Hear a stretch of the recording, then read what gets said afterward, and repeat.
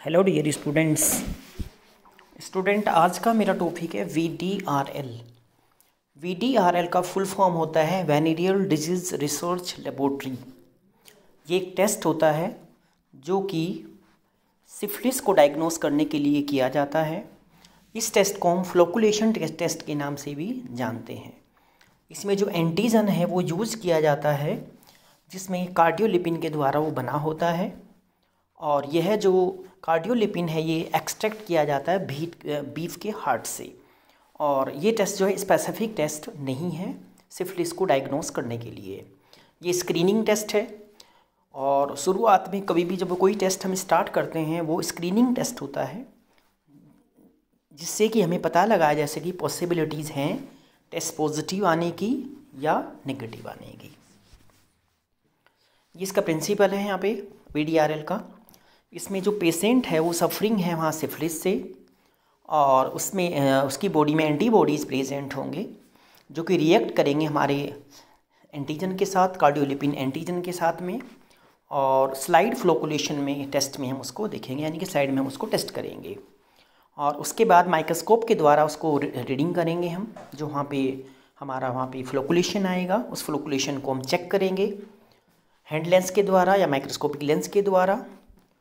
और जो उसमें ऑर्गेनिज्म होगा उसको देखेंगे कि वो नेगेटिव है या वो पॉजिटिव है। टेस्ट पॉजिटिव है, वीडीआरएल पॉजिटिव है तो उसको सिफिलिस है, और नहीं है तो उसको सिफिलिस नहीं है। ये इसके बारे में बताएगा। एक स्क्रीनिंग टेस्ट है ये। इसके लिए हमें जो पेशेंट का सीरम चाहिए, और रिक्वायरमेंट में water bath, freshly prepare cardiolipin antigen, VDRL slide होनी चाहिए, मैकेनिकल रोटेटर जो घूमते हैं आरपीएम होता है जिसमें, pipettes, hypodermic syringe with unbevelled needle के साथ में, माइक्रोस्कोप, नॉन रिएक्टिव और नॉन रिएक्टिव हमारे पास serum control, negative control, positive control भी होना चाहिए।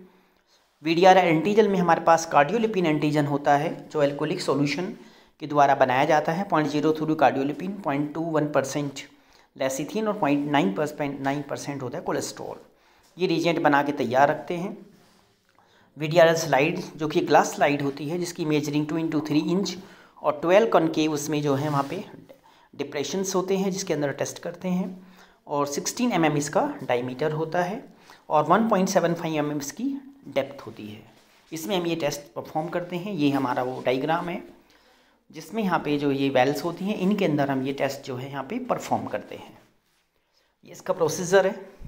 पेशेंट सीरम हम पहले कलेक्शन करेंगे, और कलेक्शन करने के बाद में जो सीरम है उसको हम हीटिंग करेंगे 56 डिग्री सेंटीग्रेड 30 मिनट के लिए, ताकि उसके अंदर जो कॉम्प्लीमेंट्स होते हैं उनको डीएक्टिवेट किया जा सके, और जो इनिबिटर्स हैं उसको वहाँ से हटाया जा सके जो कॉम्प्लीमेंट्स होते हैं। और इसके बाद टेस्ट हमारा ठीक होगा। टेस्ट परफॉर्म करने के लिए हमें दो तरह के हम टेस्ट करते हैं, एक क्वालिटेटिव टेस्ट और एक क्वान्टिटेटिव टेस्ट। जो दोनों टेस्ट हैं ये पहले क्वालिटेटिव करते हैं, उसके बाद हम क्वांटिटेटिव टेस्ट करते हैं पता करने के लिए कि कितनी क्वांटिटी में एंटीबॉडीज़ जो हैं वहाँ पर प्रेजेंट है। ये यहाँ पे बता रखा किस तरीके से हम ये टेस्ट लगा रहे हैं, ये टेक्निक है। और ये हमारा एगिटेटर है जो इसको वीडीआरएल एगिटेटर के नाम से या रोटेटर के नाम से भी इसको हम जानते हैं। ये हमारा क्वालिटेटिव टेस्ट है। इसमें हम 0.05 ml या 50 माइक्रोलीटर हम लेते हैं इनएक्टिवेट जो हमारा सीरम सैंपल होता है एक वेल में, और 1/60 यानी कि 1 ड्रॉप लेंगे यहाँ पे हम 18 गोज से, जो हमारा गोज का निडल होगा उससे डालेंगे 1 ड्रॉप कार्डियोलिपिन एंटीजन, उसमें ऐड करेंगे अच्छी तरीके से। और ऐड करने के बाद में फिर वहाँ पे उसको हम क्या करेंगे, रोटेट करेंगे 180 RPM पे 4 मिनट्स के, जो हमारा एगिटेटर होता है। एवरी टेस्ट जो है वो एकम्पेंट होना चाहिए हमारी जो रिएक्टिविटी होती है उसके लिए, और उसके बाद हमें वहाँ पे एक नेगेटिव कंट्रोल और पॉजिटिव कंट्रोल भी रन करना है, ताकि हम दोनों में पता कर सकें कि नेगेटिव कौन सा है, नेगेटिव और पॉजिटिव में कंफर्मेशन कर सकें। स्लाइड को फिर हम एग्जामिन करेंगे, लो पावर ऑब्जेक्टिव में देखेंगे फ्लोकुलेशन के लिए कौन सा वहाँ पे फ्लोकुलेशन है या नहीं है, उसको हम कंपेयर करेंगे पॉजिटिव कंट्रोल में। उसमें पॉजिटिव कंट्रोल में फ्लोकुलेशन वहाँ प्रेजेंट होगा, और जो हमारा इसमें रिपोर्ट है वो हम देते हैं रिएक्टिव, नॉन रिएक्टिव या वीकली रिएक्टिव, इस तरीके से इसका रिपोर्ट दिया जाता है। और अगर ये टेस्ट पॉजिटिव आता है तो फिर हम क्वांटिटेटिव टेस्ट में आगे जाते हैं। क्वांटिटेटिव टेस्ट के बाद हम करते हैं। ये हमारा क्वांटिटेटिव टेस्ट है। इस टेस्ट को परफॉर्म करने के लिए हमें एंटीबॉडी का टाइट्रेशन बनाना पड़ता है, डाइल्यूशन बनाना पड़ता है, और जिसको हम सीरम डबल डाइल्यूशन करते हैं सलाइन की हेल्प से, यानी कि जो 1:2 यानी कि 1:256 तक इसका हम डाइल्यूशन तैयार करते हैं। इसके लिए 0.05 ml हम लेते हैं, ईच डाइल्यूशन लेते हैं वेल्स के अंदर में। 160 ml जो है वो लेते हैं हम, यहाँ पे एंटीजन ऐड करते हैं डाइल्यूशंस में, उस रोटेट करते हैं उसको हम, और उसके बाद में जो रिजल्ट आता है उसको चेक करते हैं अंडर माइक्रोस्कोप के अंदर। हाईएस्ट डाइल्यूशन जो होगा उसका जो फ्लोकुलेशन है उसको हम चेक करेंगे वहाँ पे, उसका रिपोर्ट देंगे कि इतना डाइल्यूशन है वहाँ पे, और क्लिनिकल जो फाइंडिंग्स होती हैं वो हम देखेंगे इसमें सिफिलिस की, उसके पर डिपेंड करता है कि कितनी इसको बीमारी है, उसके हिसाब से ये टेस्ट जो है वहाँ पे पॉजिटिव आता है। ये यहाँ पे बता रखा डाइल्यूशन इसमें हर एक में सीरम 1:1, 1:2, 1:4, 1:8, 1:16, 1:32 ये डाइल्यूशंस होते हैं। पहले हमने 0.5 ml जो है यहाँ पे 0.9% जो है सलाइन लिया है हर एक में, और उसके बाद हमने यहाँ पे सीरम डाला है ताकि ये डाइल्यूशन बने। और ये हमारी जो है स्लाइड्स होती हैं, इनके अंदर हम डाइल्यूशन देखते हैं कि किस में यहाँ फ्लोकुलेशन है किस में नहीं है। ये हमारा क्वांटिटेटिव टेस्ट है। VDR फुल CSF यानी कि जो CSF हो रहा सर्वो स्पाइनल फ्लूइड हमारा जो ब्रेन और स्पाइनल कोड के चारों तरफ जो रहता है, ब्रेन को प्रोटेक्ट करता है, उसके लिए टेस्ट बताया हुआ है कि CSF में VDRL टेस्ट कैसे करते हैं। तो VDRL टेस्ट जो है ये परफॉर्म करते हैं CSF सैंपल में, वहाँ पे देखते हैं न्यूरोसिफिलिस के लिए, यानी कि हमारे नर्वस सिस्टम में सिफिलिस का इन्फेक्शन है या नहीं है।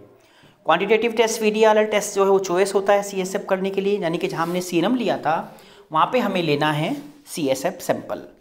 और हमने पहले से आपको बताया था कि जो एंटीजन होते हैं वो डाइल्यूशन करते हैं, वहाँ पे रहते हैं, और अगर हम क्वालिटेटिव टेस्ट हमारा पॉजिटिव आता है तो उसके बाद हम करते हैं उसका क्वांटिटेटिव टेस्ट, यानी कि जहाँ पर हमने सीरम लिया था उसकी जगह हमें वहाँ पे CSF सैंपल लेना है, और लेने के बाद में हमें इसको रिएक्ट कराना है, और रिएक्ट कराने के बाद में उसको रोटेट करना है, रोटेट करने के बाद में फिर उसको इसकी रिपोर्ट देनी है।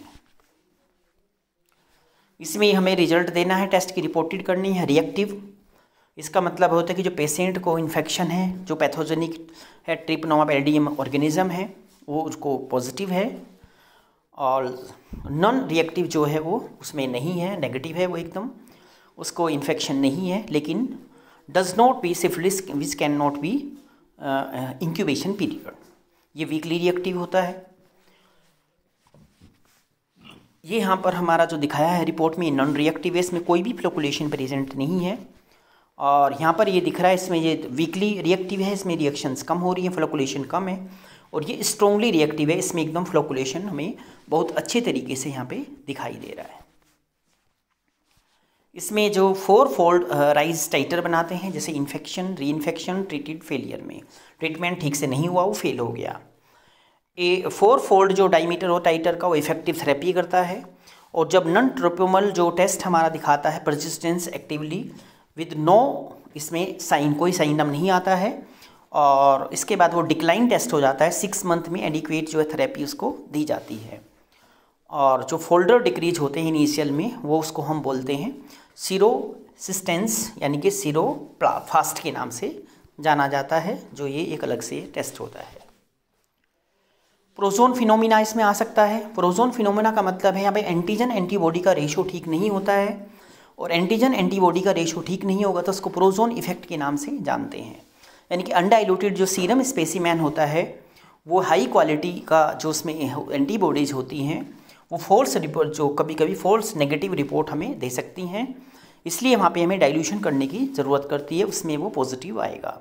यानी कि एंटीजन एंटीबॉडी का रेशो होना बहुत ही ज़रूरी है।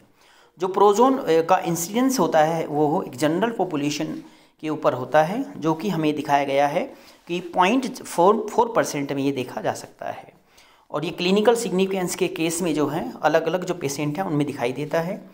पेशेंट ऑन कंटिन्यूस जो इम्यूनोसप्रेसिव थेरेपी है उनमें, और HIV जो हमारे सीरो पॉजिटिव पेशेंट हैं उनमें भी ये देखा जाता है।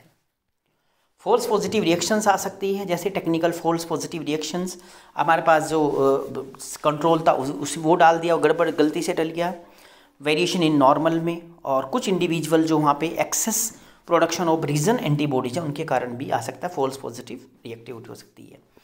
बायोलॉजिकल फॉल्स पॉजिटिव रिएक्शंस का हो सकता है पॉलीक्लोनल, जो वहाँ पे एंटी फॉस्फोलिपिड्स एंटीबॉडीज होती हैं वो जो है वहाँ पे लिपिडोइड जो एंटीजन है उसके साथ रिएक्शन कर जाती हैं, जो कि टिश्यू में होते हैं, और ये कभी कभी टिश्यू को डिस्ट्रॉय करके बाहर आ जाते हैं। उसके कारण ये रिएक्शन करके हमारा फॉल्स पॉजिटिव रिपोर्ट भी आ सकता है। ये टाइप्स ऑफ हमारे जो बायोलॉजिकल फॉल्स पॉजिटिव रिएक्शंस होते हैं। ट्रांजिट एक्यूट रिएक्शंस में less than 6 month due to various associated infections, अलग अलग तरह के हैं। Necrotic abuse, immunisation, procedure of pregnancies में, और क्रोनिक रिएक्शंस में जो है लास्ट मोर देन 6 मंथ, और जो आइडियोपैथिक कुछ प्रॉब्लम्स होती हैं, लेप्रोसी है, ऑटोइम्यून डिजीज़ हैं, कनेक्टेड डिसऑर्डर है, या मैलिग्नेंसीज है कैंसर में, तो ये कभी कभी जो है यहाँ पे फॉल्स पॉजिटिव रिएक्शंस हमें देखने को मिल सकती है।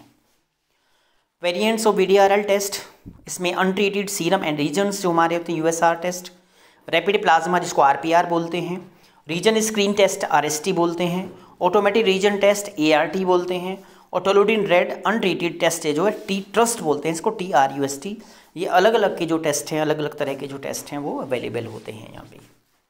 ये हमारा रिएजेंट है, एक नेगेटिव कंट्रोल एक पॉजिटिव कंट्रोल है, और ये हमारा जो इसमें एंटीजन है ये निडिल है, और यहाँ पर ये एकदम इसमें दिखाया हुआ है टेस्ट करके।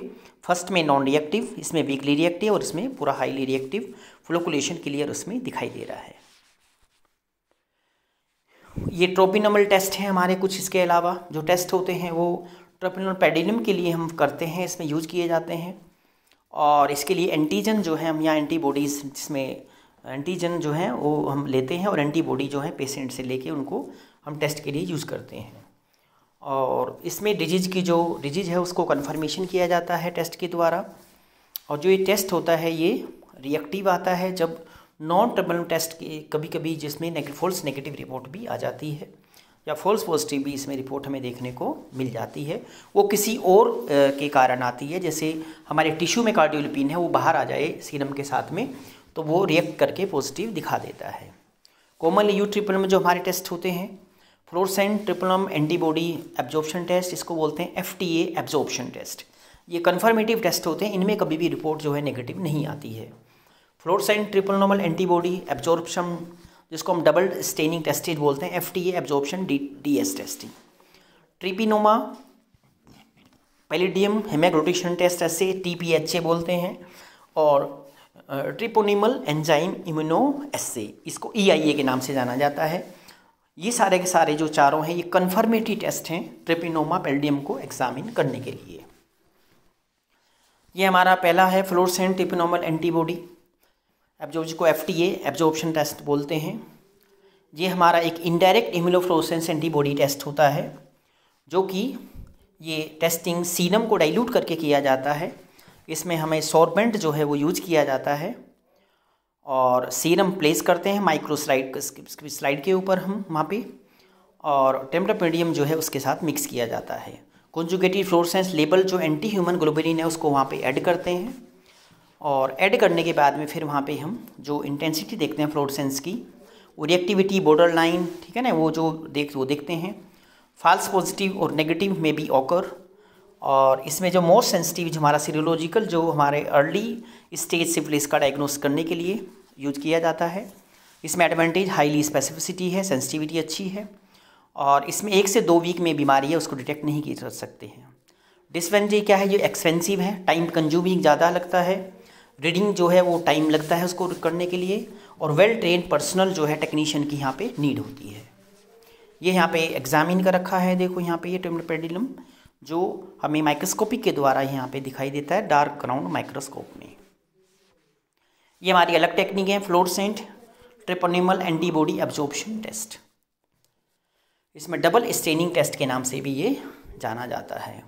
इसके अंदर जो है यहाँ पे फ्लोरेसेंट ट्रिपोनिमल एंटीबॉडी एब्जॉर्प्शन जो है डबल स्टेनिंग यहाँ पर यूज़ करते हैं, और इनडायरेक्ट फ्लोरेसेंट एंटीबॉडी टेक्निक जो है इसके अंदर में वो यूज की जाती है हमें सिफिलिस को कंफर्म करने के लिए। पेशेंट का सीरम सैंपल लेते हैं और उसको डाइल्यूशन करते हैं 1:5 में, और उसके बाद में उसको हम वहाँ पे जो हमारा ट्रिपोनिमा वहाँ पे फेस्टिन होता है उसके अंदर उसको लेते हैं, और लेने के बाद उसकी रिएक्शंस कराते हैं। रिएक्शन होने के बाद में उसको माइक्रोस्कोपिक में एग्जामिन करते हैं, और उसके बाद उसकी रिपोर्ट देते हैं। ये ट्रिपनोमापैलिडियम जो हमारा हेमाग्लूटेशन टेस्ट है, TPHA बोलते हैं इसमें। ये हमारा एक क्वालिटेटिव जो है हेमाग्लूटेशन टेस्ट होता है, जो कि सीप के जो है यहाँ पे के द्वारा जो है ये तैयार किया जाता है, इसके RBCs के द्वारा, सीप के RBCs के द्वारा। और ट्रिपनोमापैलिडियम जो है वो सेंसिटाइज सेल्स के द्वारा ये किया जाता है। पेशेंट का सिंपल हम डाइल्यूट करते हैं, उसके बाद एब्जॉर्ब कराते हैं उसको वहाँ पे, और उसके बाद बोवाइन जो रेड सेल्स हैं उनका स्ट्रोमा लेते हैं, जो कि वहाँ पर अवेलेबल होता है। इन सब को यहाँ पे हम यूज़ करते हैं और उसके बाद फिर हम वहाँ पे टेस्ट परफॉर्म करते हैं। ये हमारा रिपोर्टिंग है इसमें। Reactive, if agglutination occur dilution 1:80 तक डाइल्यूशन आता है तो पॉजिटिव है। वीकली रिएक्टिव जो है 4 और 5th वीक इन्फेक्शंस, और false positive report due to haemagglutination group जो है स्पेसिफिक एंटीबॉडीज़ के कारण आता है। एडवांटेज, लेस एक्सपेंसिव है, बेसिक इक्विपमेंट्स की ज़रूरत पड़ती है, सिंपल ट्रेंड स्टाफ चाहिए इसके लिए। डिसएडवांटेज, लेस सेंसिटिव है, प्राइमरी सिफिलिस में ये हम इसको टेस्ट नहीं कर सकते हैं। इसके बाद वेरिएशंस ऑफ TPHA होता है, इसमें micro agglutination test SA, treponema pallidum agglutination MHA TPA, और ऑटोमेटेड माइक्रो एग्लूटेशन जो SA है वो भी इसके भी टेस्ट के द्वारा इसके कर सकते हैं। हेमाग्लूटेशन ट्रिपनोमापैलिडियम टेस्ट फॉर सिफिलिस और फिंगर प्रिक MHA ट्रिपनोमापैलिडियम टेस्ट भी इसमें हम आजकल जो टेक्निक है वो कर सकते हैं इसमें। ये EIA है हमारा, ट्रिपनोम एंजाइम इम्यूनो एस्से है ये। इसमें हमें यहाँ पे सीरम ऐड करते हैं माइक्रोवेल्स में, जो हमारी पहले से ही वो होती हैं ट्रिपनोमा कोडेड एंटीजन के साथ में। उसके बाद एंजाइम लेबल एंटी ह्यूमन जो हमारा इम्यूनोग्लोबिन है उसको कॉन्जुगेट के रूप में यूज़ करते हैं, और उसके बाद उसमें ऐड करते हैं सबस्ट्रेट और डिटेक्ट करते हैं एंटीजन एंटीबॉडी। इस रिएक्टेंट जो टेस्ट है उसकी हम देखते हैं, इसके टेस्ट के द्वारा वो हम देखते हैं कि हमारा जो टेस्ट है वो उसके साथ कोटिंग होता है या नहीं होता है। इसमें गाइडलाइंस है इसके बारे में कुछ सीरोलॉजिकल स्क्रीनिंग के लिए। अगर पेशेंट्स इसमें सस्पेक्टेड होता है सिफिलिस के लिए तो उसके लिए EIA टेस्ट करेंगे। उसके बाद परफॉर्म VDRL TPHA टेस्ट, और रिएक्टिव है तो कन्फर्मेटरी डायग्नोसिस करेंगे ट्रिपनोमा टेस्ट का डिफरेंट टाइप से। जो कन्फर्मेटरी टेस्ट है उसके द्वारा फिर हम उसको कन्फर्म करेंगे। ये लैब जो डायग्नोसिस सिफिलिस के लिए वेरियस स्टेजेज होती हैं, जैसे प्राइमरी सिफिलिस, शुरुआत दौर का ये टेस्ट होता, शुरुआत दौर में होती है सिफिलिस ये पेशेंट के अंदर में। और इसमें इस पीरियड के बीच में जो है यहाँ पे dark field microscope, PCR, DFA इनके द्वारा ये टेस्ट किया जा सकता है। और ह्यूमरल एंटीबॉडी रेस्पॉन्स होती है इसके लिए, उनमें डिटेक्ट कर सकते हैं उसमें वहाँ पे हम, लेकिन उसके लिए जो 1 to 4 वीक्स होना चाहिए। सेंसिटिविटी जो है वहाँ पर जो है इसकी बहुत इस स्टेज की यहाँ पे अलग अलग होती है। VDRL 70-90%, TPPA 94%, इतना इस टेस्ट के द्वारा हम देख सकते हैं। डायग्नोसिस ऑफ न्यूरोसिफिलिस के लिए CSF एग्जामिनेशन करेंगे, पेशेंट का हम न्यूरोसिफिलिस टेस्ट करेंगे। पेशेंट के लिए सिफिलिस जो है 2 ईयर ड्यूरेशन में उसमें एसिम्प्टोमेटिक न्यूरोसिफिलिस होगा, और ट्रीटमेंट के बाद में जो पेशेंट है वो उसमें रिप्लेस फीवर जो है वो दिखाई देगा। और उसके बाद में इसके हम जो पेशेंट के टेस्ट करेंगे उसमें पॉजिटिव आता है तो उसका फिर हम ट्रीटमेंट करेंगे। CSF सैंपल जो है उसमें सेल काउंट करेंगे, और उसके बाद उसका जो है उसमें VDRL टेस्ट करेंगे और डायग्नोसिस करेंगे न्यूरोसिफिलिस के लिए जो उसके अंदर प्रेजेंट है, सेल्स कौन सा है, कौन से सेल्स हैं, ये सब जिसमें देखेंगे, प्रोटीन कितना है। और VDRL जो रिएक्टिव है उसके बारे में जो है थर्ड जो आगे जो है उसके नेक्स्ट फर्दर जो हमारे टेस्ट हैं उनसे हम वो देखेंगे। थैंक यू बच्चों। आज का जो मेरा टॉपिक था वो था VDRL टेस्ट। VDRL टेस्ट क्या होता है, क्यों करते हैं, और कौन कौन से मेथड्स होते हैं इसके, उससे सारा मैंने आपको इस स्लाइड में बताया है। इसलिए आप इस स्लाइड को ठीक से यहाँ पे देखो, और इसमें जो जो पॉइंट्स बताए हैं उनके बारे में आप नॉलेज गेन करो। अगेन थैंक यू बच्चों।